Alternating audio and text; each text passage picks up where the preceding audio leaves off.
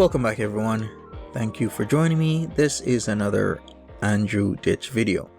Now, I decided to make this video because there's a problem with the criminal justice system and mental illness, because people with mental illness are being overrepresented in the criminal justice system, and this is widely referred to as criminalization of the mentally ill. Why are there more people with mental health problems in the criminal justice system than there should be? I have no idea, but mental illness rates are about 47 times more common in prison than in the community. And the reasons for that are complex. Now, I won't get into these complex reasons, maybe another time. What I really wanted to bring to your attention is Andrew Ditch, a person that would be rather confined in jail than be a free man. And this isn't the first time I've heard something like this. I've heard it over and over again, where people who are maybe transient, who don't really have a place to call their own, will say something like this. They'd rather be in jail or prison than be out on the streets. Now, in terms of Andrew Ditch, why would someone who has actually been arrested and been to jail say something like this and risk his freedoms by actively saying things that can get him arrested? Because he has. We've seen the videos, we've seen his interactions with the phone calls to the police department, the Tonawanda Police Department, as well as in his interactions with various police officers. He can literally be arrested for saying certain things to them that I won't repeat in this video.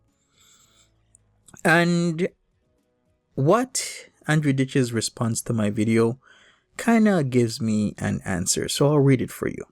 He says this: "I do not fake anything. I don't choose to need help to shower. If I had help with my hygiene, I wouldn't have the infection I suffered from paying for. If I had doctors who gave me the proper antibiotics and supports from my medications management to prevent me from keep going to the hospital after hospital, Department of Social Services emergency housing kept sending me to hospital after hospital. Being autistic isn't a choice." That's true. Now, let me stop here for a second, because I can't verify any of this. I'm just reading what he's saying because it really does paint a story. I'll continue. "To need help by others for food, medications, hygiene, incontinence, cooking, medical decisions by others is not a choice. I want to work and I need help to work. I really want people to know I shouldn't have to run away from my parents who neglect me and abuse me to a different state. I'm about to get help I need and begging for in a different state." From my understanding, he's been trying to, or did go to a different state, like literal state, other than New York. I can't really confirm this because he is still new to me, but that is what my understanding is. He continues, "I being denied Office of Mental Health for my autism, developmental disabilities, personal care needs, hygiene problems, medical issues, and more, and not having a mental health issue. If I didn't have a developmental disability, why did I have developmental disability services from age 8 to 13, only to find out this after my hearing with OPWDD. I had OPWDD services for autistic disorder and global development disability. Then no one applied to keep my benefits in 2000, so I fell off OPWDD radar. This is why I don't qualify for OMH, DOH caseworkers, DSS, APS, or other state systems. Because even though my OTDA hearing sided with OPWDD, it didn't change my OPWDD to denied. OTDA said no change to my OPWDD pending. It is still pending today.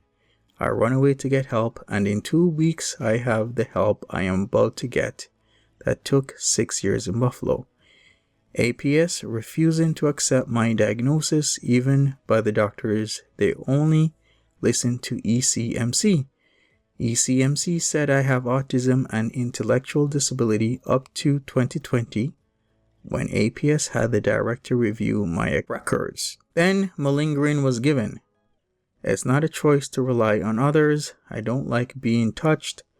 Why would I like being changed and washed? I don't. So maybe it isn't what you think. By the way, thank you for saying I need help. I had more accommodations in jail. I had ABA therapy like in school. Doctors couldn't discharge me. I had food. I had help I didn't get outside of jail. Jail treated me like human. Now, this makes me really sad. So let me read this over again, because this is painful to me that someone would say I had more accommodations in jail. I had ABA therapy like in school.